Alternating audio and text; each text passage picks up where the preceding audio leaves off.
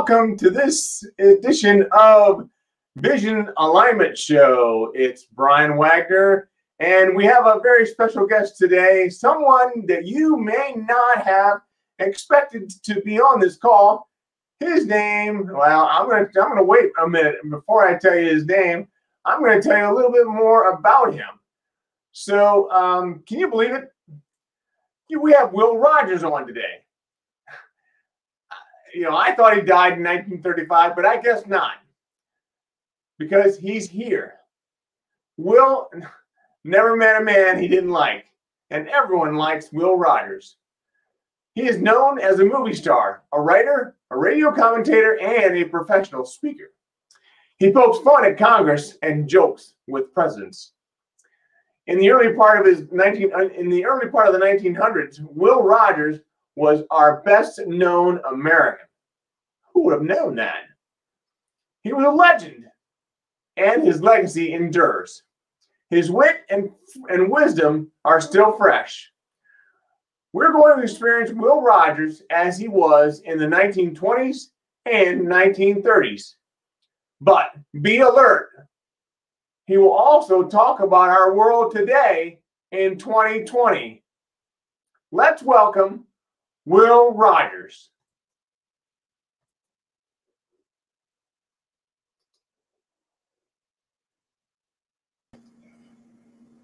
Good morning, Bill. Howdy, everybody. How are you?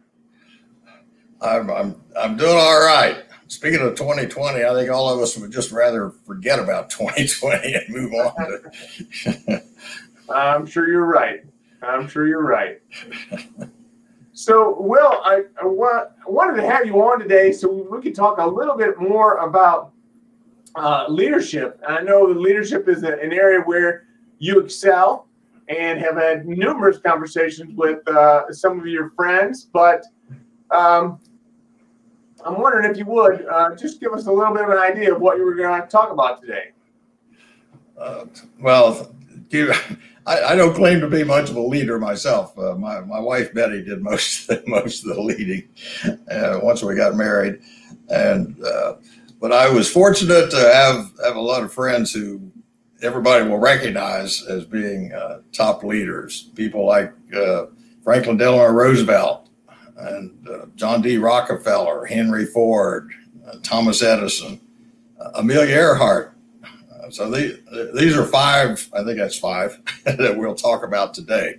I had others too, including Harvey Firestone from up here at Akron. But we'll talk about those. I'll share a little information on my interactions with them, and also specifically trying to give you some of the quotes, important tips on leadership that they used, that they live by, and that we can all benefit from today. Well, it sounds like a great conversation that we're going to have, because after you talk about the leadership skills that are leadership traits and qualities that we all aspire to, we're going to have a brief interview with about 9 or 10 questions that we're going to go through. So, having said that, the floor is yours, Will. Well, let me start with a couple of my own quotes, and I've found this one and highlighted it just for your benefit here, because I know we talked about vision. The quote is, "You can't broaden a man's vision if he wasn't born with one." Hey, now that I can relate to. It's all about vision. It's all about vision, you bet. And then another one is pretty often quoted, if you want to be successful, you've got to know what you're doing, love what you're doing, and believe in what you're doing. Wow. Yeah, those are great words to live by. And just another one on satisfaction. In my mind, when you're satisfied, you're successful. That's all there is to success, is just satisfaction.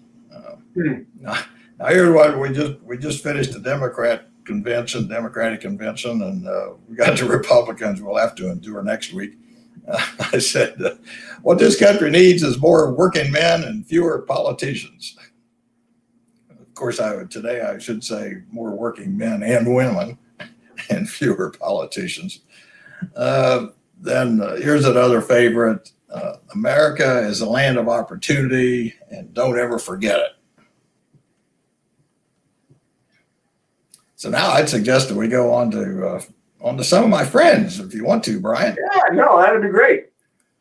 You got a lot of good quotes. Where do you come up with all these quotes, Will? Well, these were friends of mine, so it's okay. It's easy to get. Well, I'll let you back to it then. Henry Ford was a good friend of mine. Every time I got up to Detroit, going across the country one way or the other, I'd try to stop in and spend a day with him. He had a great sense of humor. We got along so well.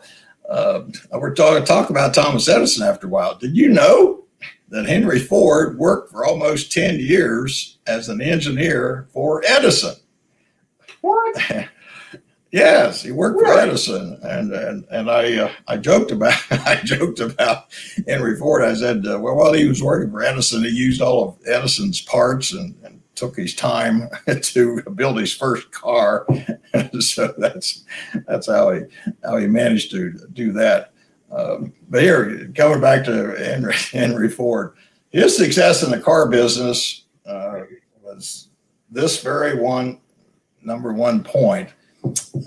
Back at that time, around 1900, people who were building cars built them one at a time, often in the garage. They just cut the parts out and drill them to make them fit. Well, when Ford got into it, and here's the key, he invented the assembly line. So every bumper was the same, every engine was the same, everything fit, no matter you start out with the basic frame and put four wheels on it. And as it rolled down the assembly line, a worker would put on a part, and that was his job for that day. And that's how he got going on it. He built the first Model T Ford in 1908, and it cost $500. I think one time I think he even dropped the price to $400 or $450, which was ridiculously below anybody else. At one time, half the vehicles on the road were Fords. Really amazing. Here's something many people know. That Ford raised the wages of his workers to $5 an hour. Excuse me, $5 a day. $5 a day. And that was double what just about everybody else was paying back at that time. Now, really, you may have heard it quoted, well, that was so the workers made enough money they could actually afford to buy a Ford. But that was true, but that wasn't the reason he raised it. Everybody, think about it, back in that time, everybody was making about the same money. Let's just say $2.50. And it was boring to work on that assembly line. So he had tremendous turnover. He might hire a guy and after a month he'd leave and go work somewhere else. When he doubled their salary, their wages, he kept the good employees. They weren't going to go anywhere else. They wanted to work for Ford and earn that $5. And I think here's one of his quotes. We try to pay a man what he's worth, and we're not inclined to keep a man who is not worth more than the minimum wage. Think about that today. Suppose, and I'm just making up numbers here, suppose Wendy's paid their high school kids $10 an hour to work at Wendy's, and McDonald's said, well, we're going to pay you $20 an hour. Okay, that would have two effects. Number one, Wendy's would have a hard time finding any good employees, and McDonald's would have plenty of good employees, and they'd want to stay. And here's the second thing, though. Think about it. If McDonald's had some average or below average poor employees that they put up with because they were only paying them $10 an hour previously, but now they can hire better employees at $20. So those that weren't doing the job right, they're out of luck. Yeah, I don't understand how they could compete. They couldn't, but see, going back to Ford and the assembly line, because he was assembling the cars using mechanization. And now we got robots on the assembly line. But Yeah. back then it was mechanized with the assembly line. And so he could afford to pay more because he didn't need as many workers to do the job. And this was back in 1908? Yeah, back in that time, 1903 to 1908 when he got successfully started with the Ford Motor Company. He had a couple of failures before then, but we all do. We all do. And here's an interesting quote. Back when he started building cars, he said, you know, if I had asked people what they wanted, they would have said a faster horse. Yeah, you're right. You're right. People don't know. Yeah. Bringing that up a little bit more recent, just imagine if Steve Jobs had asked people, they might have said, well, we need a faster typewriter. You know, so we can use this concept all the time. We really need to be creative and think for ourselves and figure out creativity. With asking people doesn't always give you the right answer. Here's another one that's a good one to keep in mind. There's one rule for the manufacturer. You make the best quality goods possible at the lowest cost possible, and you pay the highest wages possible. That's quality of goods, low cost, high wages. And that is not easy to do. That really requires mechanization and automation in order to do that. You might be able to do 2 out of the 3, but getting all 3 of those is tough.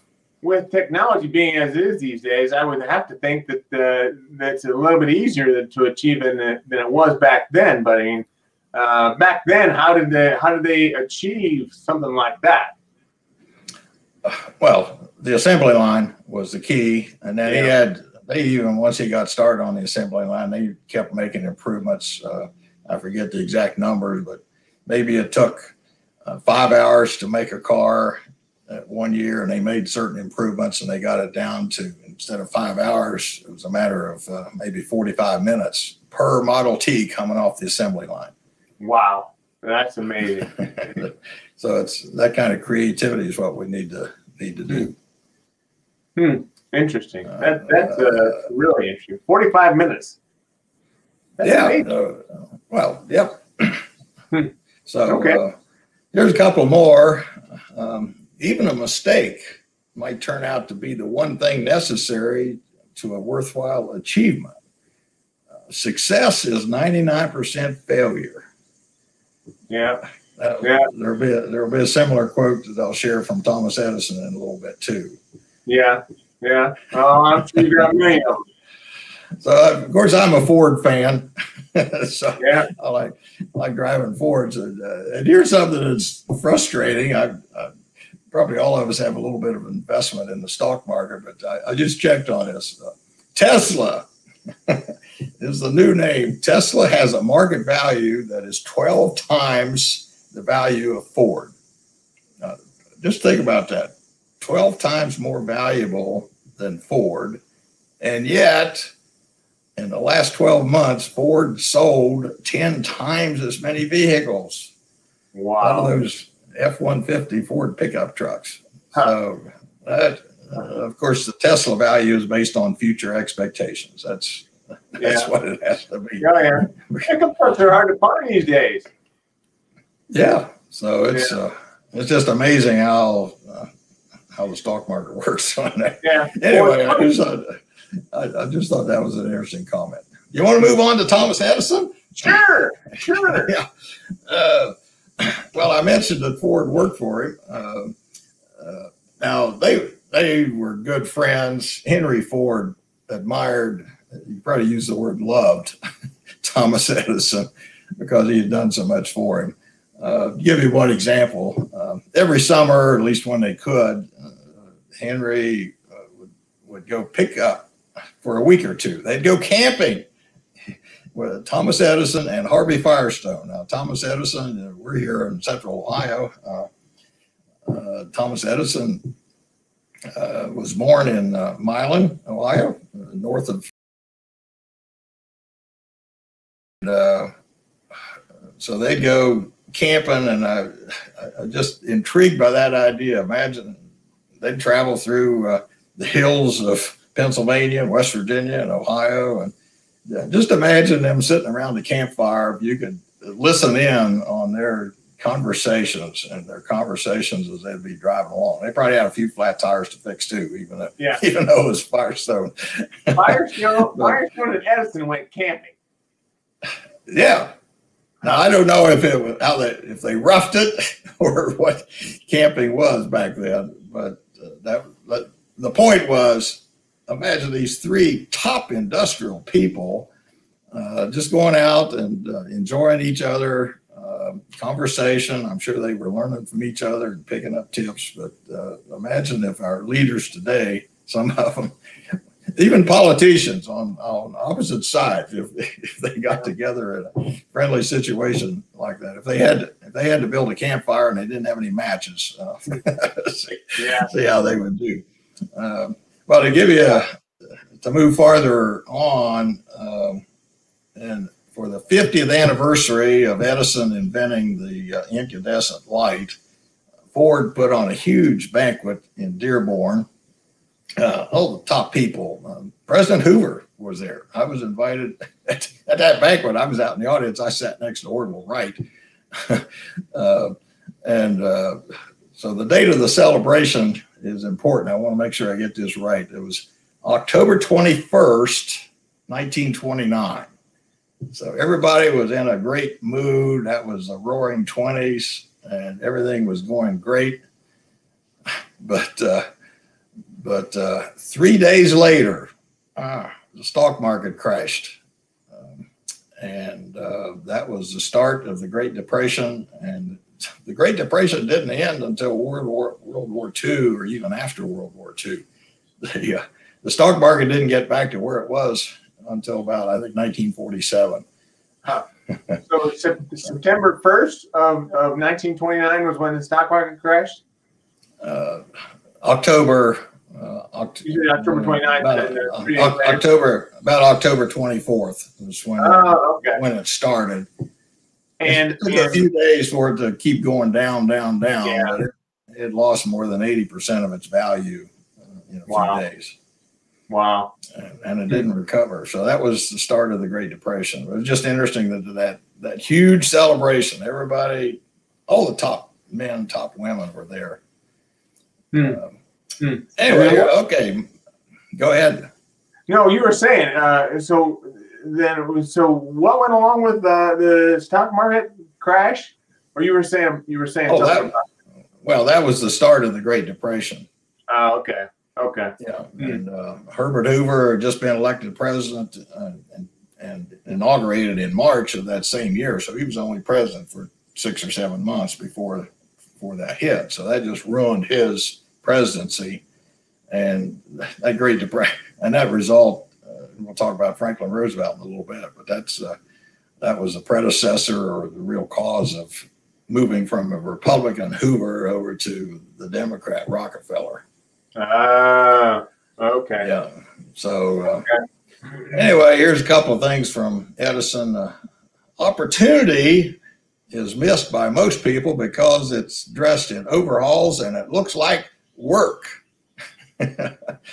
Another one, genius is 1% inspiration and 1% inspiration and 99% perspiration. And Edison, I know we hear about President Trump working really long hours, but Edison apparently worked about 20 hours a day. Wow. That probably means he needed that camping trip in the summer. Yeah. But he didn't get much sleep. He also said the 3 great essentials to achieve anything worthwhile are hard work, stick-to-itiveness, and common sense. I love that common sense. That's one of my favorites also. Yeah. And here's another one. Many people have heard this in one form or another. He said, "I haven't failed. I just found 10,000 ways that don't work."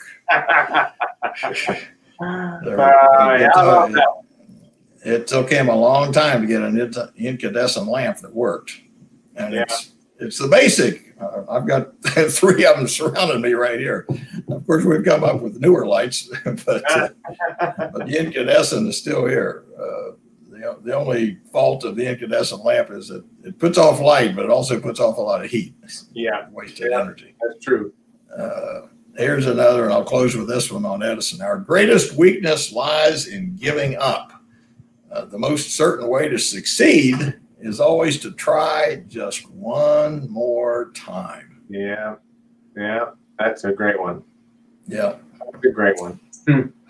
Good. All right, want to move on to a different business. We talk about electricity and cars. How about oil? Sounds good to me. Let's go. John D. Rockefeller. He made the Rockefeller fortune in oil. Perhaps not in the way that you would imagine. You might think, well, he found a lot of oil and drilled it. But here's when he got started. Oil was shipped in barrels, 42 gallons of oil in a barrel, wooden barrels.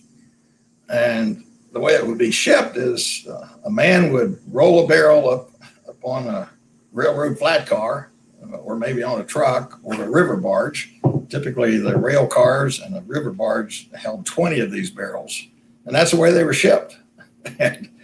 and Rockefeller said, there's got to be a better way of doing this. So he invented the railroad tank car.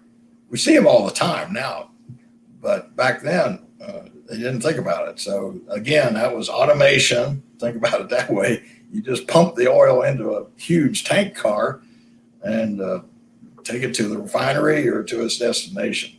So Rockefeller invented that, huh? Rockefeller invented that. Now he started, those of us here in Ohio like this, he started Standard Oil Company in Cleveland.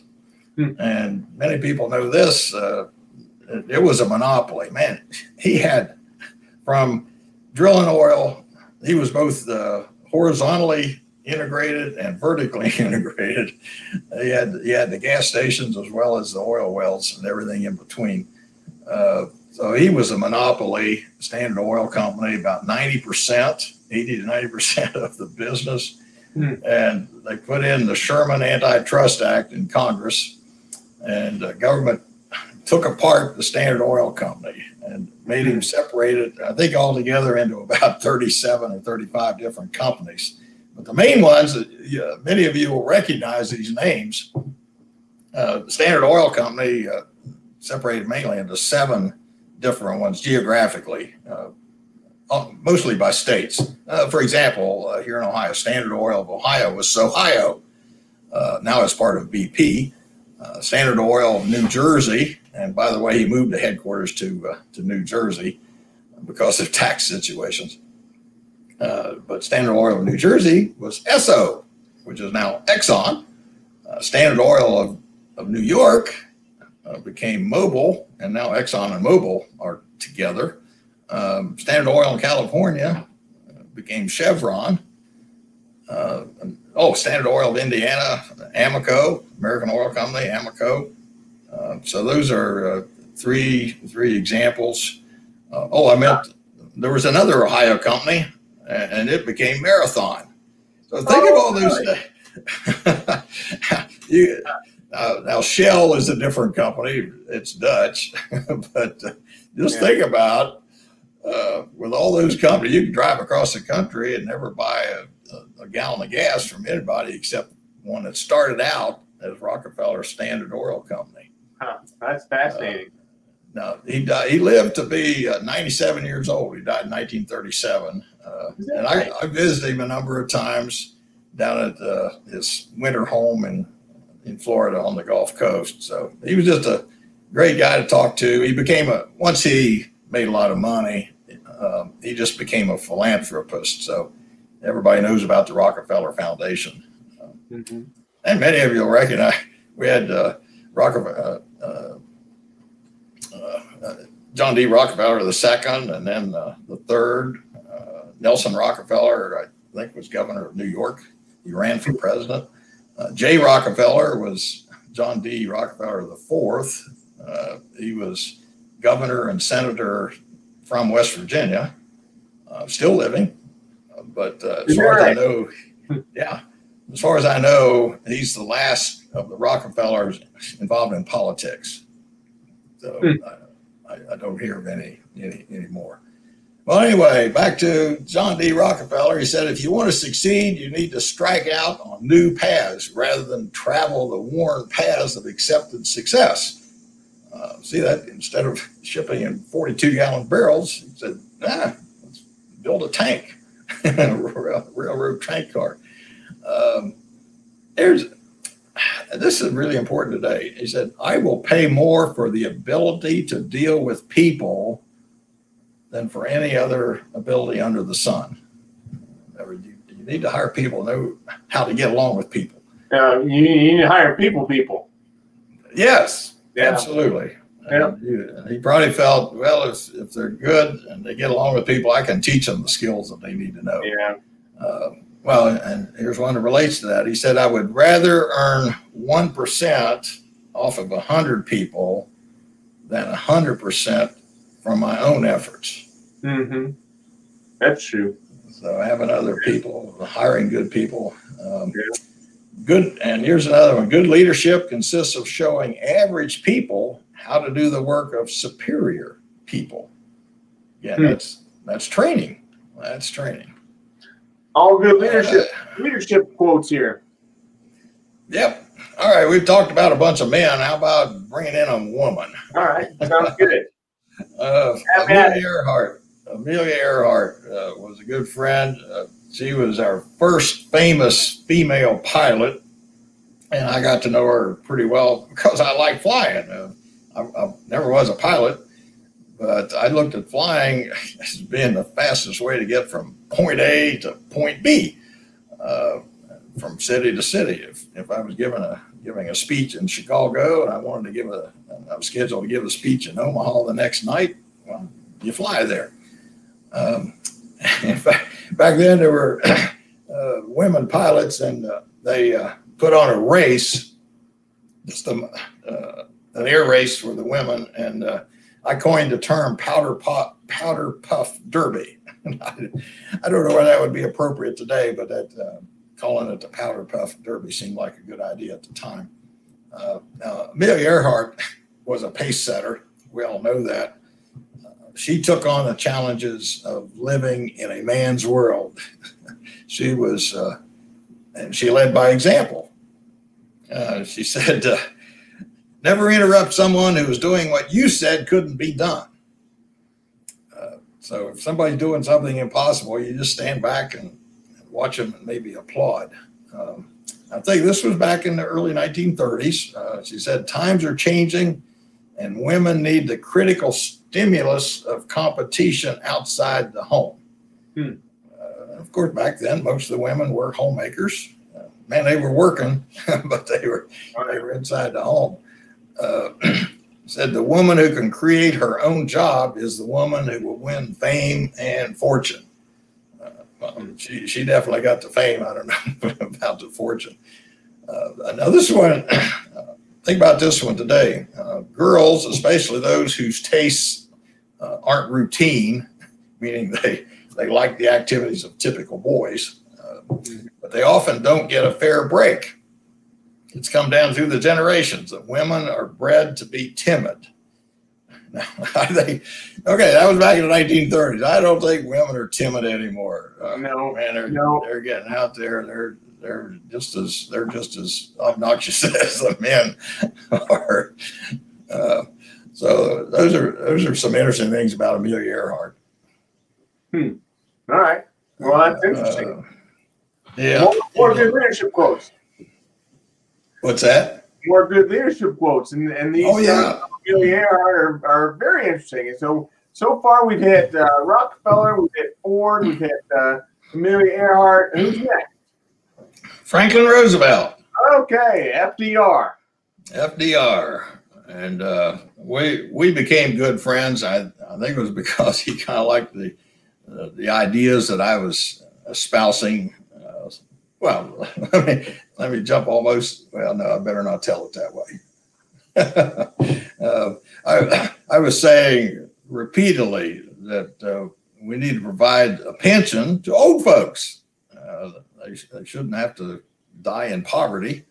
You had poor farms that people were sent to if they couldn't afford to live at home anymore.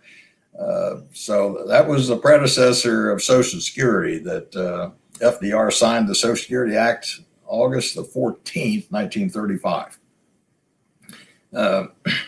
But I was asked to introduce him. I already talked about Hoover and the start of the Great Depression. So we had been in the Great Depression for about 3 years before the 1932 election.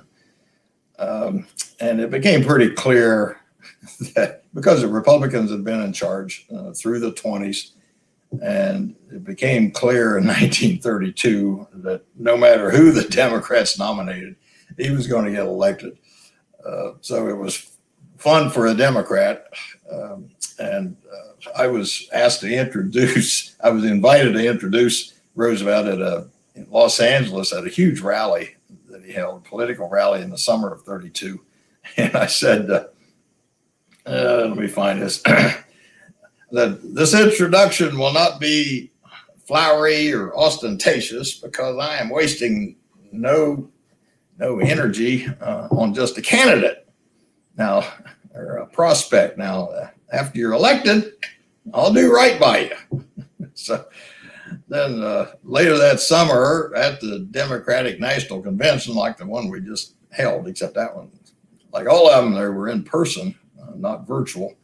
And I was there covering it, writing newspaper articles, and I had done that since 1920. So 1920, 24, 1928, and now 1932. I was covering the convention. Well, by that time, I had somewhat of a reputation to be funny and be a good speaker. So sometime along the line, there was a lull in the activities, and somebody just convinced me to get up on stage and talk to the delegates while some of the big wigs were out in another room somewhere doing something important. So I just started talking. Of course, I was throwing in a bunch of humor and probably just talk about the government and reporting the facts. but that went on. They kept me up there for about an hour. And finally, here was my advice to them. I said, stick with the man you come here to nominate as long as you can. But when he loses, get behind the candidate of the majority, which in this case was Roosevelt. I said, go home and support him. And then I closed with this. I said, if he lives till November, he's in. So I was thinking of that last night. Don't take this the wrong way, but I think there's a lot of Democrats today that are saying kind of the same thing about Joe Biden. If he lives till November, he's in. Yeah. Yeah. Well, Roosevelt he had plenty of good quotes. Of course, he was president for more than 3 terms. He was elected 4 times. He didn't live long after the 1944 election, but right. He said, it's common sense to take a method and try it. If it fails, you just admit it frankly and you try another one. But after all, try something, do something. And that was his main criticism of Hoover. Hoover was kind of reluctant to do anything. And I just think about what's been done by Congress since March. $7 trillion they've pulled out of clear air and spent it. So that's kind of what Roosevelt and the Democrats did after the 1932 election when he got in there. And they tried some things that didn't work. But like you said, just admit it if it fails and move on. We've heard a lot about failure, haven't we, from these other people we've talked about today. Don't worry about it. Yeah, that's learn from it. He said, I'm not the smartest fella in the world, but I can sure pick smart colleagues. So he tried to put together a cabinet and other leaders that did a good job. And I got to like this one because he said, when you get to the end of your rope, tie a knot and hang on. Now, I do like that one. That is any quote that has the word rope in it, I'm going to like, unless it's a noose at the end of the rope. So, that would be Will Rogers, that's for sure. So who else are we talking about? That's it. That's Oh, all I've got. all right. Yeah, that's Well, all I got.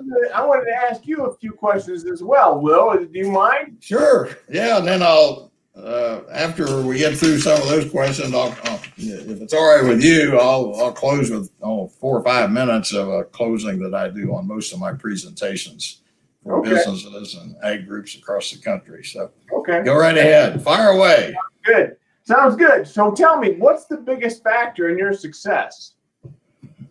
Oh, that had to be getting married. My wife, Betty, and we were both 29 when we got married. We'd known each other and been friends for about 8 years, but with various things, I flying around the country and actually leaving, and I was gone for more than 2 years around the world, South Africa and Australia. Anyway, but she was the rock. She brought things down. I joked one time on Mother's Day. I said, she's the mother that raised 4 youngins to adulthood, 3 by birth and 1 by marriage. So give all the credit to my wife. Probably a lot of men do the same thing, Brian. Maybe you do too. Yeah. Oh, yeah, that's for sure. So tell me, what's a key practice that you'd have or a tactic that you keep coming back to? Oh, I think use common horse sense, keep your sense of humor, be a little bit careful about what you say. And I hope I've done all right the last 30 minutes or so. Oh, yeah. Yeah. And in all my time, of course, I'm pretty well known for poking fun at presidents and Congress and governors, as you mentioned at the introduction. But I was very careful. I did not criticize somebody based on their appearance.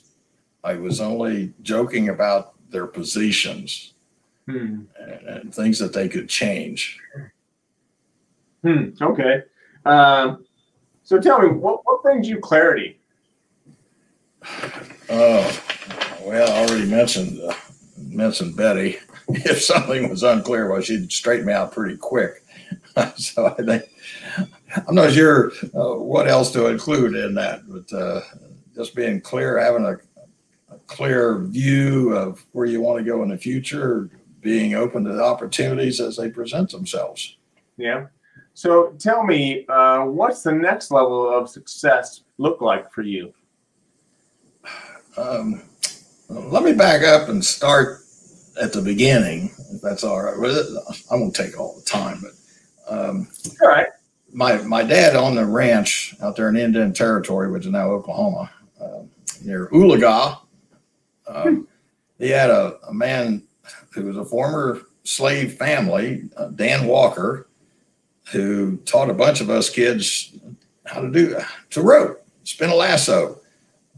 I was 4 years old. I stuck with it and got to the point where some people called me world-class roper. Yeah. Now here's a point. If I had stopped at that, you would not have me on your show here today, because there's a lot of those folks.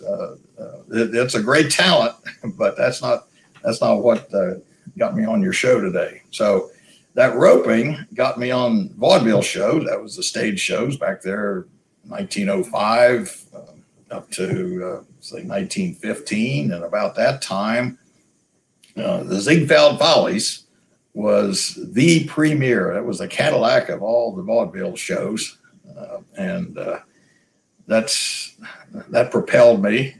I was doing speaking at that time, telling jokes as well as spinning a rope. Then newspaper guys would come to the show, and sometimes the next morning, if they found something interesting or funny, they'd put it in the newspaper. So that got me a little more well known. And back in 1918, they were making the movies. You may remember Edison invented the movie business pretty much, and it was right there in New Jersey, right across from New York City. So a guy named Sam Goldfish wanted me to come over and be in one of the movies. Of course, at that time they were all silent, but I made the first silent movie right there in New Jersey. Then, okay, I got it. So how'd they get to Hollywood? Well, think about it. Oh, by the way, Sam Goldfish, you may not recognize that name, but he changed his name to Sam Goldwyn. So Metro Goldwyn Mayer, yeah, MGM. He started that. So somebody figured out, it'd be a lot more interesting to make movies in California than it is in New Jersey. Not to put down New Jersey, but a lot more opportunities in California. So I moved out there with the movies and ended up making about 50 silent movies. Then, to stay with the movies for a moment, the movie started talking in 1927, and I made 21 talkies. I was average in the silent movies, but I was a talker, still a talker, just like you, Brian. Yeah. So when the movie started talking, I became a star. Made a lot of money at it. That reminds me. Go ahead. Well, and eventually, in terms of the money making, I was replaced by somebody you might recognize, Shirley Temple. Oh. But backing up a little bit, because of what I was doing back there on the Ziegfeld Follies and getting quoted in the newspaper, I got invited to write a newspaper column, a weekly article. It'd be like the op-ed page in your Sunday paper. I started that in 1922 and kept doing that every week. And then in 1927, the publisher of the New York Times said, "Why don't you write a daily item?" And I called it the Daily Telegram because I would send it in by telegram. I'd have to write it and send it in by, I think, 4 p.m. was the deadline Eastern time. And it would be syndicated in papers all across the country the next day. Six of those every week. Wow. So there, and then radio. I had a radio broadcast 15 minutes on Sunday nights. So there was a time when I was making 3 or 4 movies a year, and that really doesn't take a whole lot of time to do that. 3 or 4 movies a year, writing of 6 daily columns, 1 weekly article, and radio broadcasts, and still traveling around across the country and giving speeches. So I was busy. I was adventurous. You had multiple streams of revenue. Well, I guess you could say some of those made money. Yeah. Yeah, it was. Seriously. Well, that reminds me of the book you have on the shelf. What is that? Well, I got one right here too. It's called I never met a Rogers. I never met a farmer I didn't like. These are, when you say I wrote it, actually I compiled things that Will said and wrote about agriculture, ranching and farming, and political things relating to agriculture. So that was about 6 years ago. I still have a few boxes of them. So if anybody's interested in reading about Will Rogers' quotes on agriculture, I'll show you. I wrote this because it's large print. You can see here how it looks. Because the prime reader is going to be old farmers. So don't have to squint to read it. So that's the book. It was fun to do that. And I give a lot of talks to agriculture people, so many of those quotes are what I use in my speeches.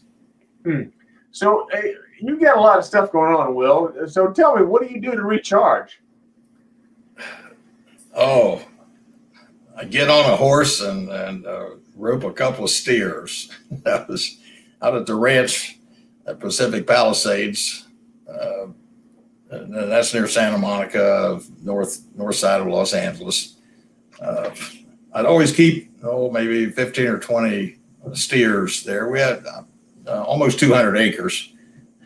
And also built a polo field with mules out of a sloping area, some slope to it. So we had to move dirt, make about a 7 or 8 foot cut on the upper side and then fill the lower side to build a polo field. So playing polo, of course, that was on a horse. And with the roping steers, so I'd keep steers there and I'd let them out into the arena and just rope them. Of course, if you've seen rodeos, you know how when they're turned loose from the gate and the guys gallop along and throw a rope on them. And well, that worked fine, but after a steer had been there for 2 or 3 months, they got onto it, so they wouldn't run. They just stand there.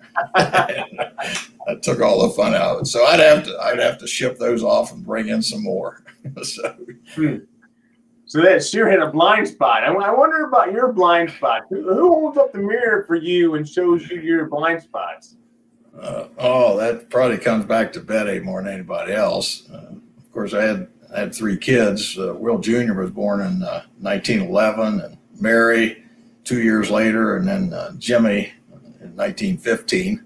So with those 3 growing up, and when they became teenagers and a little bit older than teenagers, they helped keep me straight too.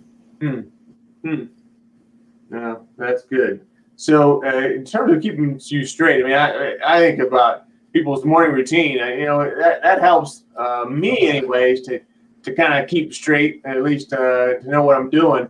I wonder what's your morning routine like? Well, eating breakfast and reading newspapers. I would read 2 or 3 newspapers a day, typically. Of course, starting with breakfast. That was to keep up on the news. If I was in California, I'd read about what was going on in Congress in Washington, D.C., and what I observed myself and read in the newspapers that's what I used for my humor routines when I was on Ziegfeld Follies talking for 10 minutes. Every day it was different. I just talked about what was in the news. So reading and eating a good breakfast. Another thing I've said, sometimes is quoted pretty often, is a person learns it by 2 things. One is reading. The other is associating with smarter people. And I'm sure, Brian, that all the people who are watching this, either live or recorded later, they're all smarter. So we can all learn from them. Yeah, absolutely. Absolutely. I agree with that 100%. Well, and those are really the questions I have. I do have 2 other ones that I'd like to ask you. The one is, how can I best serve you? What can I do for you? You've been so nice to come on to this show. I mean, what can I do for you? Well, you might call one of those guys that has the late show at night, see if they can get Will Rogers on their show. Okay. But Brian, you're already doing it. You're helping me get rid of my blind spots. Let me get on here and talk in a virtual event, which is a lot of fun, as it turns out. And I don't know, you got listeners probably all over the country, where if we were doing this live right here in Hilliard, we might do well to draw 20 people. So yeah, there can be advantages of these virtual events. Well, I appreciate that. So I wonder, there's one other question I wanted to ask you, and it's who would you recommend that I reach out to that should be interviewed as well? Oh my! How about Abraham Lincoln? Okay. Thomas Jefferson. Yeah, I know those guys. You bet. All right. I know. Well, we'll get it done. Abe Lincoln lives down in Atlanta, and Thomas Jefferson lives out in Missouri. I'm sure that'd be good. All right. Well, I really appreciate you coming on today, and it's been a good session. So I know you had something else you wanted to talk about. Well, if it's all right with you, Brian, I'll close with something that I normally close my talks with, presentations. And here's the way it goes. Brian, a fellow asked me a while back, what constitutes a life well spent? Well, I think that love and admiration from your fellow man is all anybody can ask for. Now, I would never pretend to tell somebody else how to live their life, but the words that I live by myself is these: live your life so that when you lose it, you're ahead. Now, I don't mean to be ahead in money. Oh, that's better than being broke, isn't it? I mean to be ahead at the important things in life, things like friends, generosity, integrity, Oh, speaking of friends, I heard a professional speaker named Charlie Jarvis several years ago, and he said, "One thing about friends: when you die, you want to make sure you got at least 6 of them." Well, when I die, my epitaph, or whatever those words are that you see on gravestones, is going to read, "I joked about every prominent man of my time, but I never met a man I didn't like." I'm so proud of that, I can hardly wait to die. and when you come around my grave out in Claremore, Oklahoma, well, you'll probably find me sitting there proudly reading it. All right, I never met a man I didn't like. Now, Brian, if I was saying that today, I'd say I never met a person I didn't like. The key word there is met. I never met a person I didn't like. I found out if you give everybody a fair first chance to be decent, they start liking you. And when people like you, well, your whole world brightens up.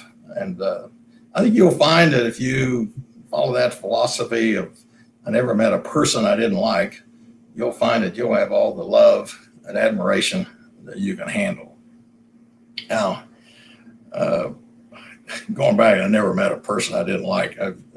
Some people have criticized that, but I want to point out that that doesn't mean if you meet a person who ends up being a communist dictator or a scoundrel or a crook, that you have to like them, or even, well, people here in Ohio might include in that category, the coach of the University of Michigan.